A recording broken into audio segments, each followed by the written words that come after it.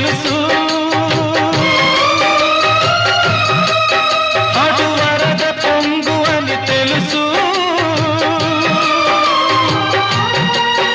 ఇటు హోరు గాలి అని తెలుసు, అటు వరద పొంగు అని తెలుసు,